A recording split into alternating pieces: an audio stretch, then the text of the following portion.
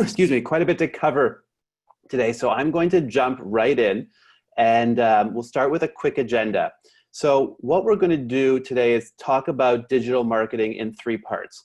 First, we're going to do an overview of how recruiters can acquire their new clients online, just so we have that, just so we're all on the same page from that perspective. Then we're going to talk about the recruiter website and how it ties all of those marketing channels together. And then lastly, we're going to talk about follow-up automation. This is a topic that is sort of brand new in the Talent Hero world and something that I'm quite excited to share with all of you. And before we start, I just want to have a quick warning, which is that this webinar is going to cover a lot of different topics. I will obviously do my best to explain them clearly and concisely, but if you do have any questions, please type them into the Q&A box at the bottom of your Zoom window. And then at the end of the formal presentation, we will do a Q&A and try to get to all of them. All right, so let's get started.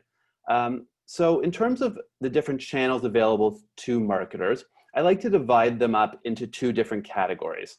The first is those that allow you to target companies that you know are in an active hiring mode.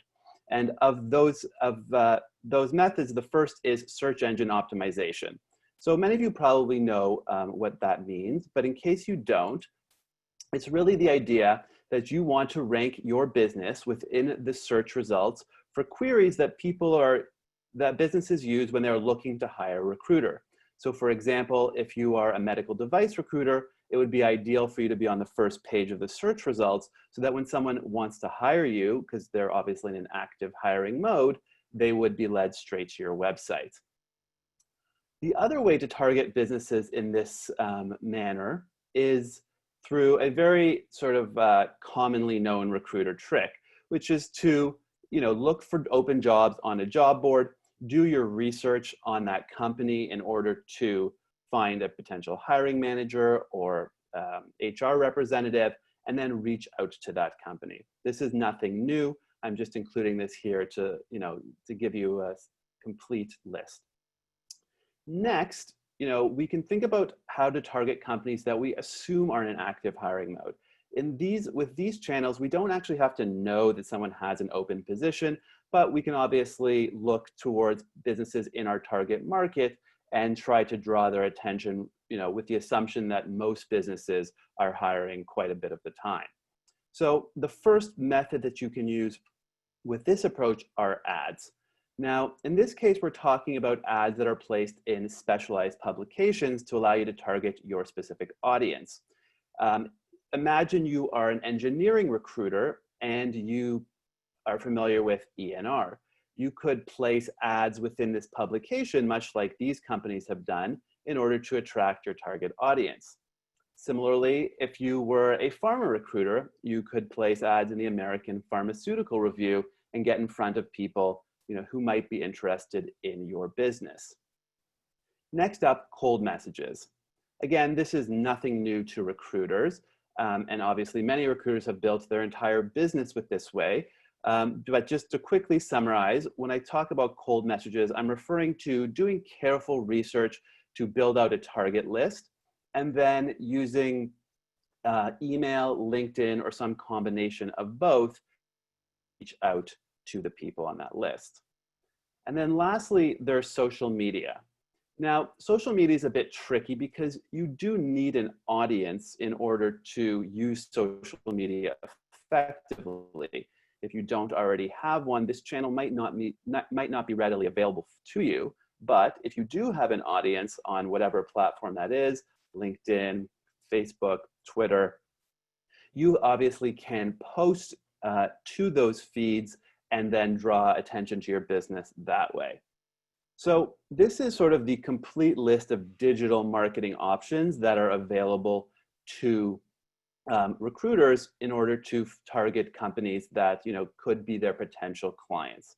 So now that I think we have that sort of understanding in place, we're going to move on to the recruiter website.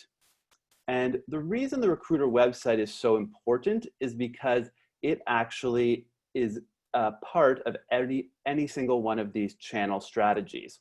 So for example, if somebody searches for your business obviously they'll be directed to your website.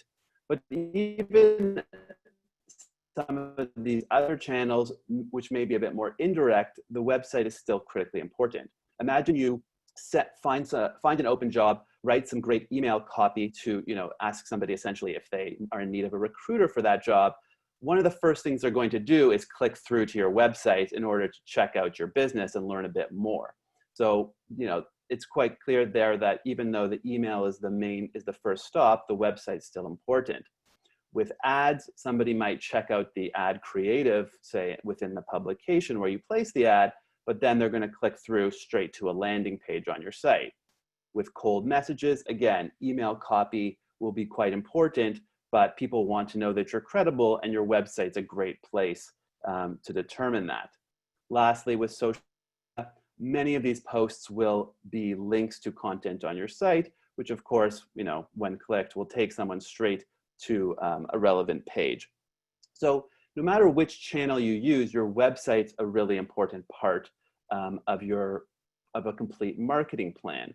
So with that in mind, I think it's important to talk about what an effective recruiter website actually has on it, and what are the sort of goals that we're trying to accomplish with it.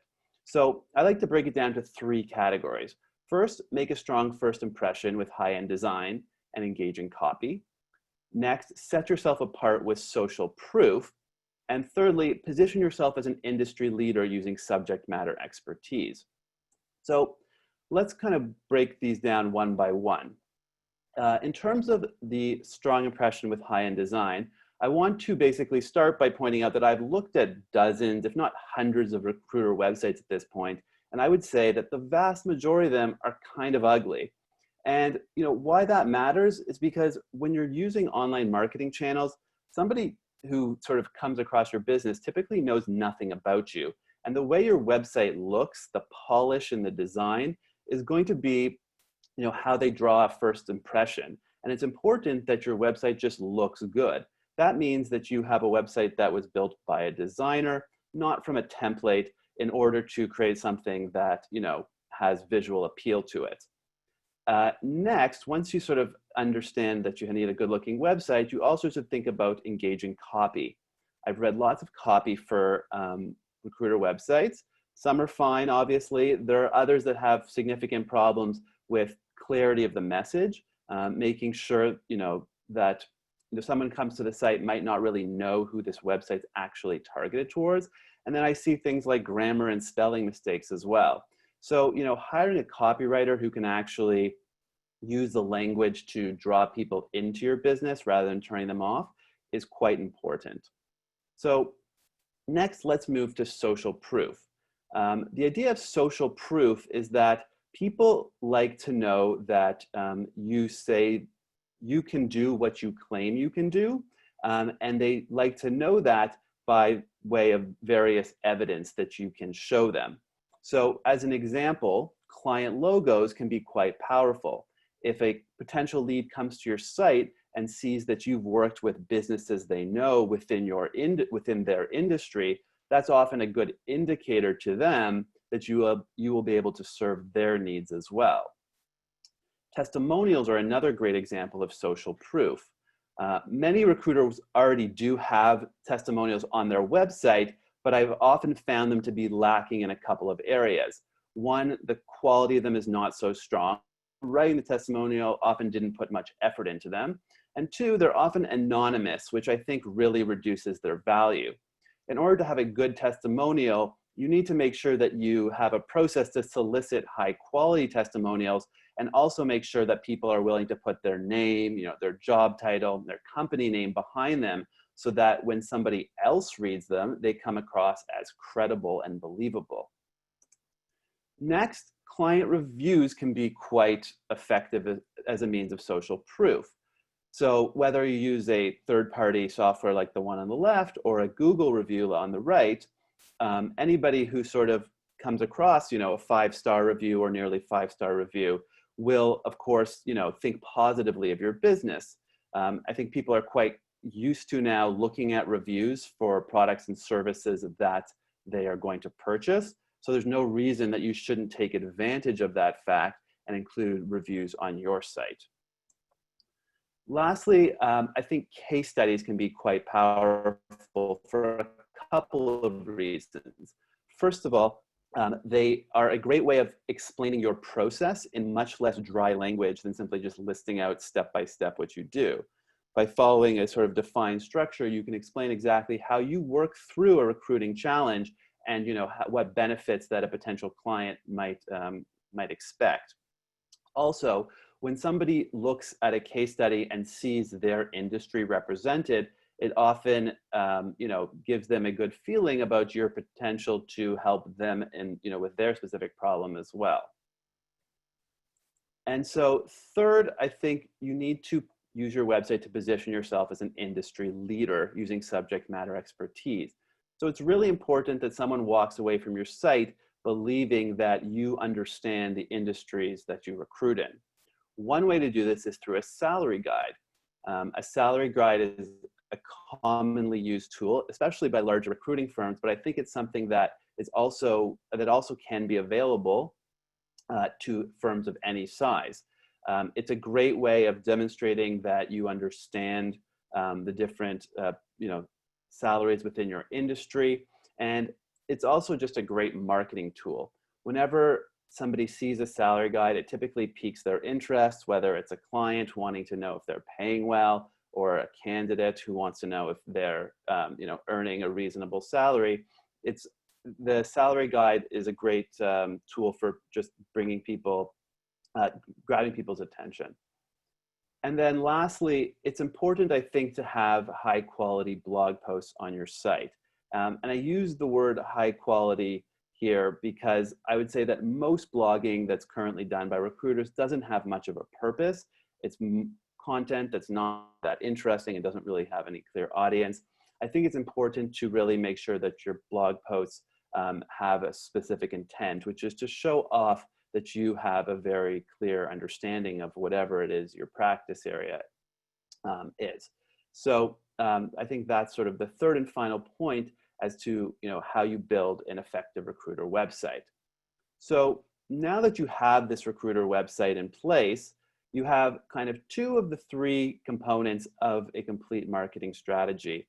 But I think what's very important to note is that the last part of this, the follow-up, especially automated follow-up, is probably the most critical component of any strategy. I think it's probably the area where there's the greatest opportunity for many recruiters to improve.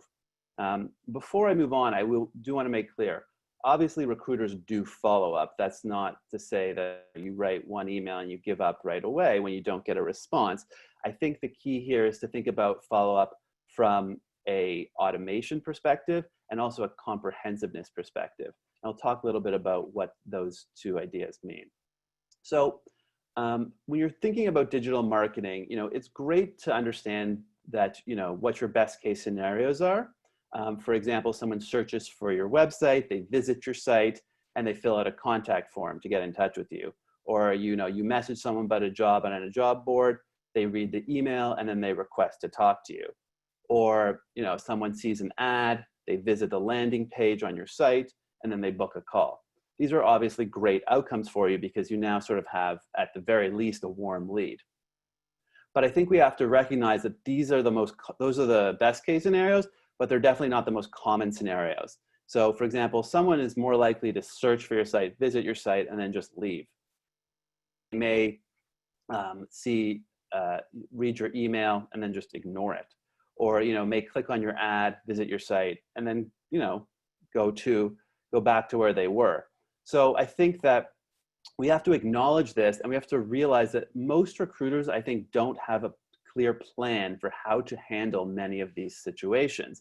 And I think what the remainder of this presentation is going to do is show you what exactly a comprehensive plan looks like. And by comprehensive, I mean addresses every single possible scenario that you may encounter, and make sure that every one of those scenarios, the lead is sort of dealt with in the most effective manner possible. So let's think a bit about how that would look in practice. And I'm going to use a very specific example as a means of explaining this, because the entire automation process from start to finish is not something you can explain in a few slides because it's quite complicated. This is one little part of it, and I think it really is quite illustrative. So imagine that somebody arrives on your site, a search visitor. Now, we sort of need to ask ourselves, what could happen to this visitor? Well, they may request to book a call through your form, this so-called best case scenario, which in that case, we may want to just add them to a booking sequence. We'll talk a little bit more about what a sequence means, but in this case, you can imagine, you're going to have an automated follow-up email, perhaps sending them your calendar availability, and then, once they book a call, sending them reminders. That might be your booking sequence. But let's say that we don't get that best case outcome. So instead, we have to they don't book a call. We have to ask ourselves, did they download our salary guide? Well, in this path right here, the answer is no. And I think definitely most people are going to give up on this, but I think that's actually not necessary because put them in a retargeting sequence. So a retargeting sequence is basically going to show them ads for your business as they move around the internet. I'm sure you've all seen this before, especially when you leave something in your cart at an e-commerce store. And I think this is definitely something that recruiters can do as well, but is not often something they're currently doing. Let's now move down this path here. Assume they do download the salary guide. We now may want to ask ourselves, is this a client or a candidate lead? So that's probably information we could have collected when they downloaded the guide, and we might take a different path depending on which option they choose. For example, if they're a candidate, we might just want to put them in an email newsletter sequence. So that might be some blog content and featured jobs that they're going to receive on a monthly basis. These are just lower value leads, and we don't want to spend the same amount of time on them. But imagine somebody is a potential client lead. Well, now we want to take probably a different set of action, and we put them in our call sequence. So here, the call sequence is spelled out, in a very similar form. It might start by connecting with them on LinkedIn, and then goes to the actual call, right? In this call, we have to ask ourselves, did they answer? Well, let's say they didn't. Maybe we put them back into a call queue so that we call them again, maybe in 24 or 48 hours. If they do answer, we sort of have our discussion, and one question we may want to use to differentiate different paths that someone might take from here is, were they actually interested in hiring us right now? If no, we can put them in a most placeable candidate sequence so that we continue to give them value by sending them high quality candidates over time. If they say yes, well, now they go maybe into our hot lead follow-up sequence, which might put them back into a queue for a follow-up call, depending, of course, on the exact nature of this call. There's different ways this could look. The big picture idea, though, the key takeaway is that no matter what happens to our lead, we always have a plan to keep them in our funnel, right? To keep them moving forward. No matter if they give us their contact information or don't, if they have immediate interest or not, if they're a client or a candidate lead, there's always a way for us to stay in touch with them. And the value of this is that by never letting leads fall through the cracks, we actually take advantage of every opportunity available to us. So let's think about how this would actually look if we were, mapping out a real scenario. So let's say someone searches for our site, they visit our site, they leave our site. This is obviously not a good outcome, so we run retargeting ads. And let's say we advertise our salary guide because we know that's a great way of grabbing people's attention. Well, now someone comes back to the site and they download the salary guide. We send them a follow-up email. Let's say it's automated. And then we make a phone call if it's a client lead after the person gets put into our phone queue, which is a way of sort of organizing all of our tasks for the day that are going to be sort of manual. Now we call them up and we sort of pitch your service offering, and you book, say, a proper follow-up lead call. So this is a great way for you this is obviously a great outcome, and you've essentially turned what was somebody who left your site and probably would not have returned into an actual lead. Now, some of you might say, well, this is maybe a little simplistic. And I think that, it's probably worth looking at maybe a more realistic scenario.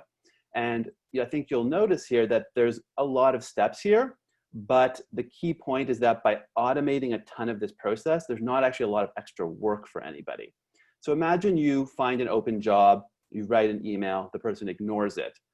So at this point, we can do an automated email follow-up about that open job, and they might ignore it again. Now, let's say we have a process, whether it's a VA or even an automated process, which is something we're actually working on, of finding new jobs that somebody might have posted at a future date. So let's say we found one and we reach out and they ignore us again. We send them a follow-up email and they ignore us again. So, we've got 4 emails that are ignored here, and I think a lot of people are going to give up if they even got to this stage. But I think that it's definitely not worth stopping until somebody says to stop emailing you, because there's really not a lot of extra work here. So let's say we have an automation sequence now for most placeable candidates. We're able to send this person high quality candidates based on all the information we uncovered during our research before we wrote them this email. This is something also that we've been working on quite a bit at Talent Hero, building out a solution that lets you do this. And we pretty much have something ready to go.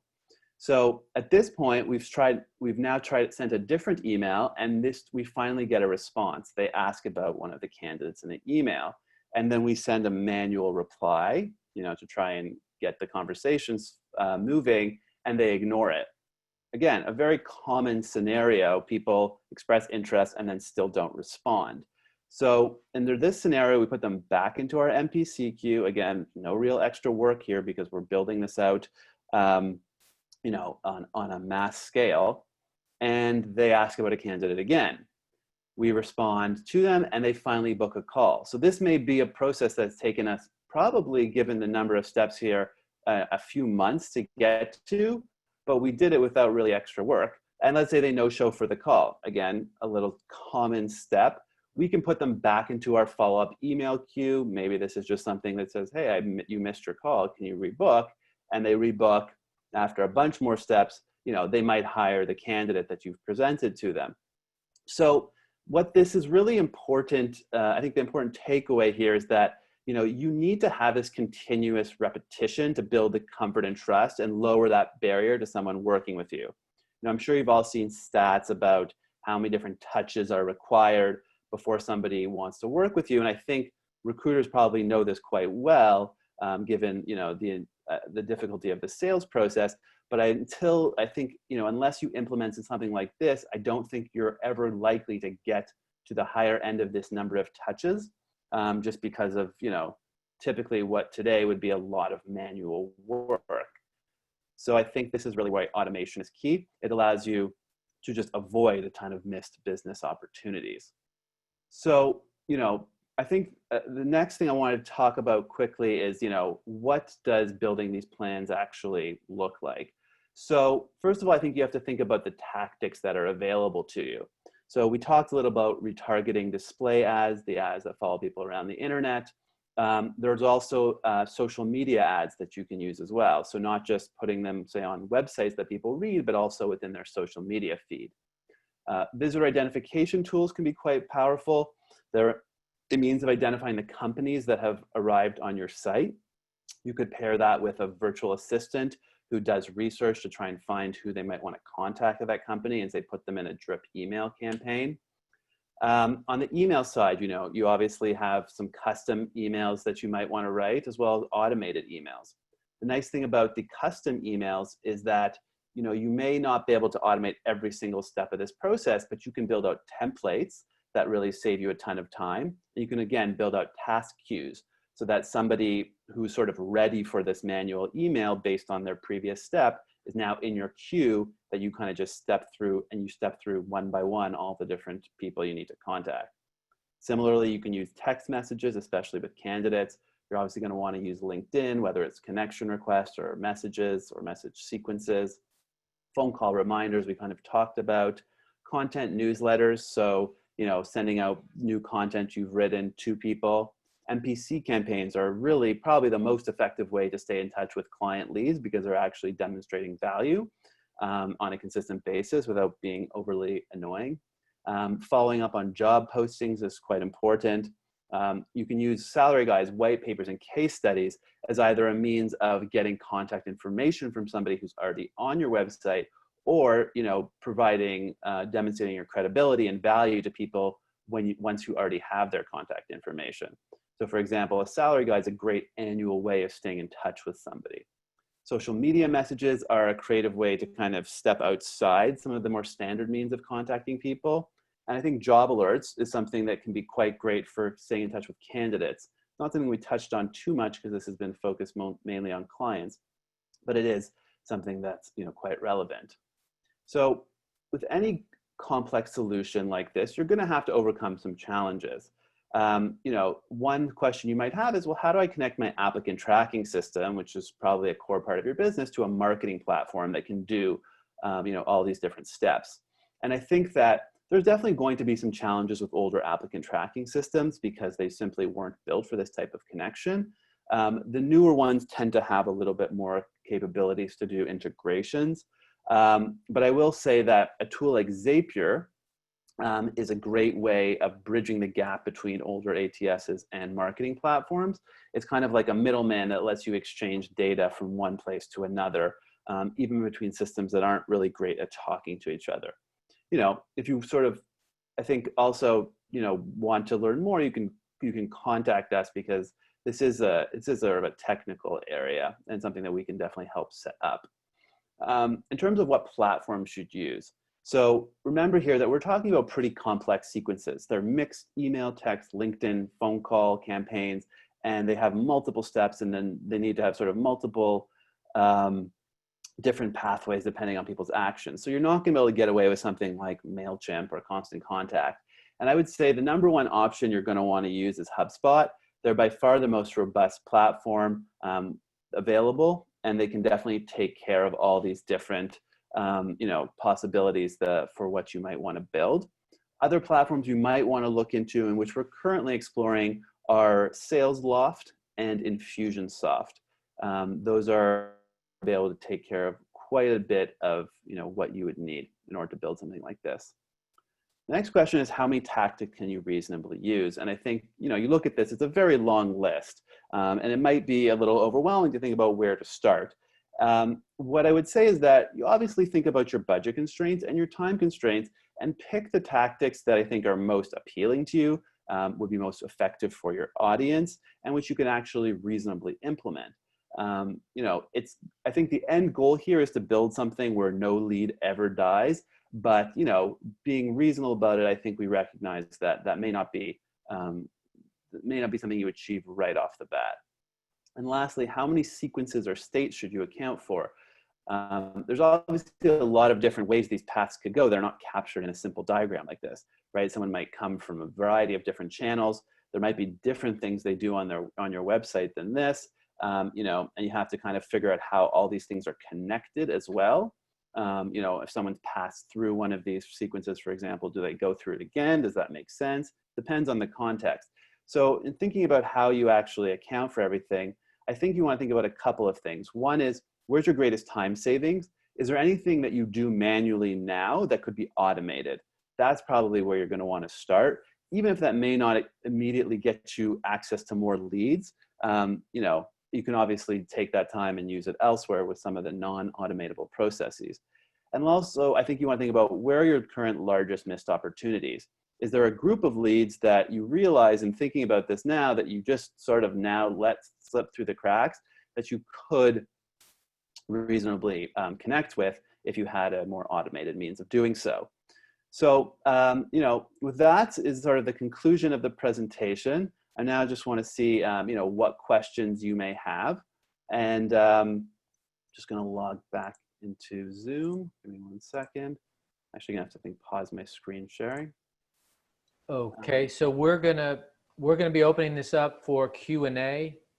On your Zoom, lower screen on Zoom, you'll see a box or an icon that says Q&A. If you have any questions, please stay on, type your questions in Q&A, and Zach will answer them.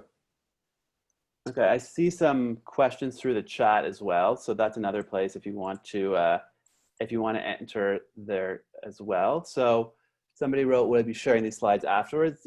Yes, I will be doing that. We will send those along with a recording of the presentation, so you can definitely review this on your own.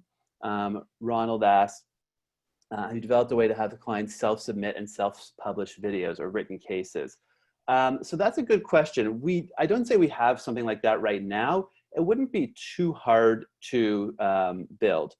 You would have essentially a form on your site where people could submit content, and then through the back end of your website, there may be an approval process. So you could, for example, receive a notification and then choose to either approve it in its current form, edit it before publishing, or decline it. So it's a great question, a very interesting idea, something we could definitely build. Katie writes, what advice do you have to stay in touch with leads that are not really interested at this time? So I think that there's a couple things. One, I think, is the MPC campaign, the most placeable candidate. That's something I think can be quite effective. So if you're not familiar with the idea, basically you have candidates that are sort of in that potential in that potential client's area of business, and you essentially select the best candidates you have and send them out to that person. So this is, again, a very You're sending an overview. You're not sending a resume. You're just sending it's just a profile of the person with like perhaps an ID so that someone can sort of respond back to you and say, yeah, I'm interested in candidate 3745. This is an old recruiter trick. This is not something by any means I've created. I think the key is to figure out how do you automate it, right? Because you have all these different, depending on your exact nature of business, but you have people in different practice areas and different locations is another consideration who, so it's not really always appropriate to send them all of your top candidates. So you want to figure out how can you send them just the candidates that make sense for them. And we've actually we're working on a pretty interesting automation tool that would let you do that. I think another means is obviously really high quality content. So once per year, you probably have the opportunity to send them a salary guide. But I think staying on top of people a little bit more frequently than that, perhaps once every quarter or maybe every other month is also appropriate. And to do that, you need to create really good content. It goes beyond like the 600-word blog post typically. It can be a short post if you are really an industry expert in the field that you're recruiting in, or you can create longer guides that clearly will take quite a bit of time and effort. What I like to tell people about content is most people in your industry, they don't want to read recruiting content, or at least not that frequently. They want to read content about their industry. So you have to figure out a way to either be the expert where you have really interesting opinions and advice about maybe the direction of that industry or new trends, or alternatively, you can curate advice. So I'm sure many of you are subscribed to newsletter, whether it's for just breaking news or a summary of the news of the week or an industry newsletter. There's no reason you can't create one of those as well. I think making a good one is not that easy, to be perfectly honest, but it's definitely within the capabilities even of a smaller recruiting firm. So we've got some questions on the Q&A. Can you see those, Zach? Yes. Yeah. You can see them. Yeah, I definitely can. So I think Jim writes, what kind of return have you seen could you expect for an investment like this?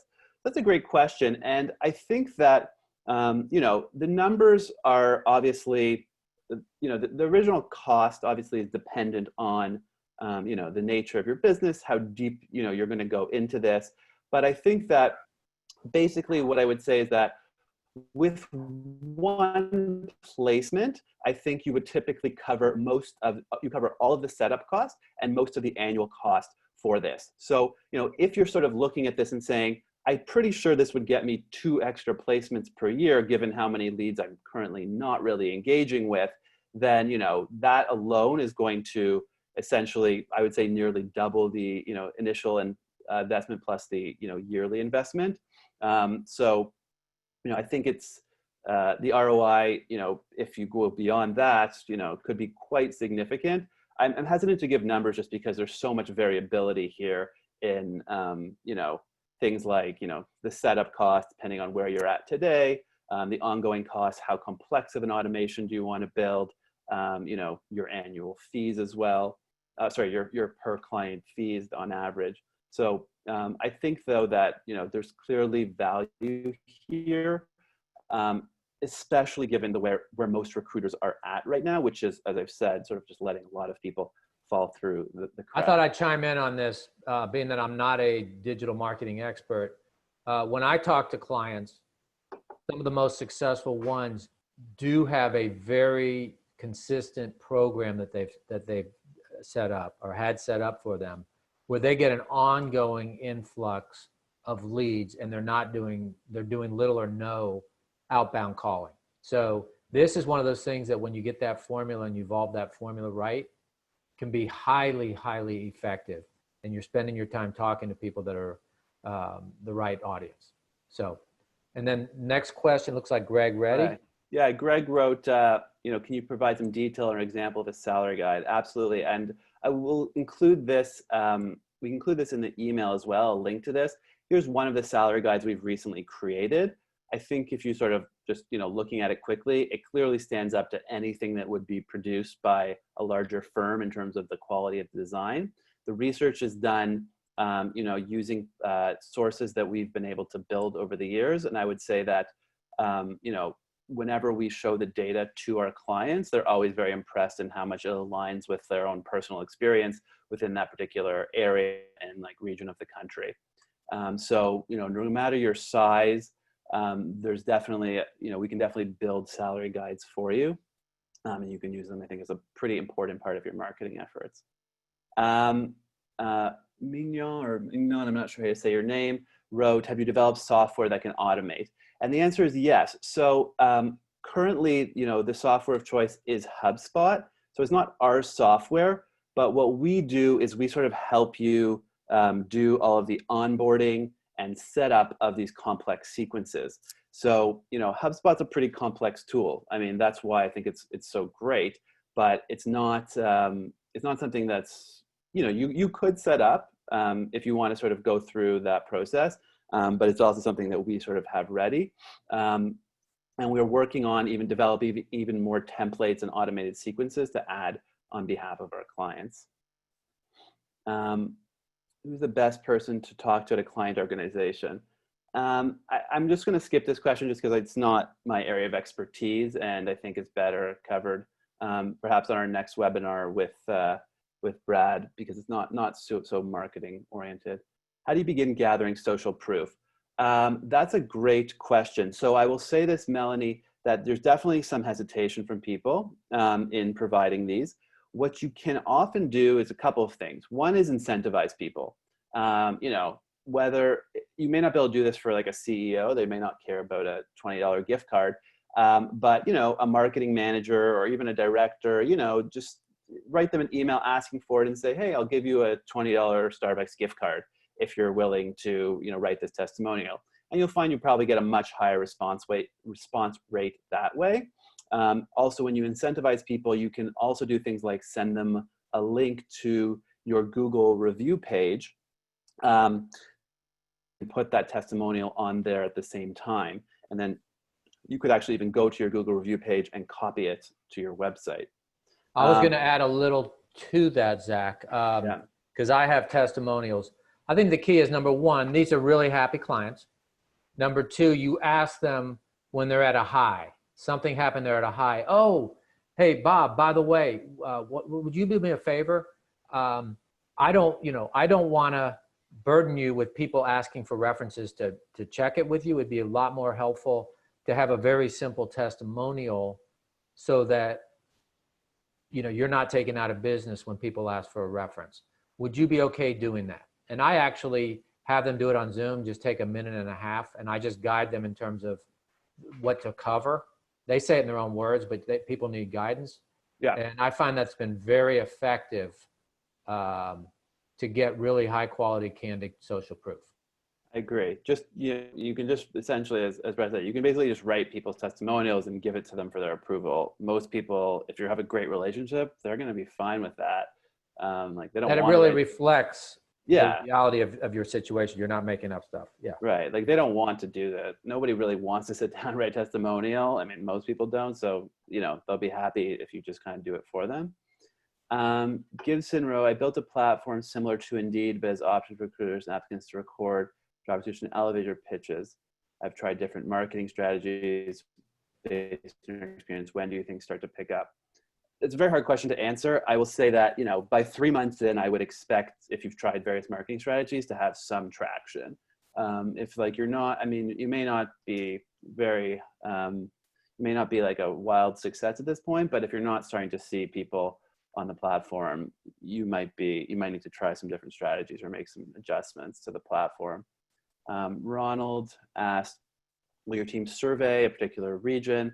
We don't do the surveys. It's not feasible from a cost perspective. Like some of the salary guides you might see a larger firm make, you know, they could probably cost them tens of thousands of dollars. What we do though is we have very good data, and that is based on specific cities across the country, so we can create the regional versions of them. Jim writes, I've had a few marketing companies reach out. Do something that makes you more appealing. Yeah, I would say that this process is what makes us more appealing. Like we're not just about building you a website or doing one little thing that's not going to really make a difference. It's about this whole process, right? I would be surprised if you found another company that's really going to build out such thorough processes that cover all these different scenarios and that really maximize, you know, the money you're investing. Stacy writes, what do you do if the person who provided testimonial leaves his or her company? Obviously, it looks terribly out of date after the person leaves. I understand the concern. I mean, I think that it's not a huge issue. I mean, if somebody were to say want to verify if this is a real person, they might end up on their LinkedIn page, and they could see that, you know, the person once worked there. So, you know, you could also go back to the person and, you know, ask for permission to update their company name and perhaps change the testimonial slightly to make sure it's. One thing you can do is, I've had this happen because it will happen, is just type on there, you know, it says at ABC company, and then you can put parentheses, now at XYZ company. That's right. Another potential way to handle it. Yeah, that's great. And Katie wrote, I think it's gonna be the last question. Have you seen any noticeable shifts in digital marketing trends within recruiting during COVID? And I would say, yeah, unfortunately we have, which is that it's just a lot harder now. Search traffic for recruiters has dropped. I have very clear and convincing evidence of that from looking at client data.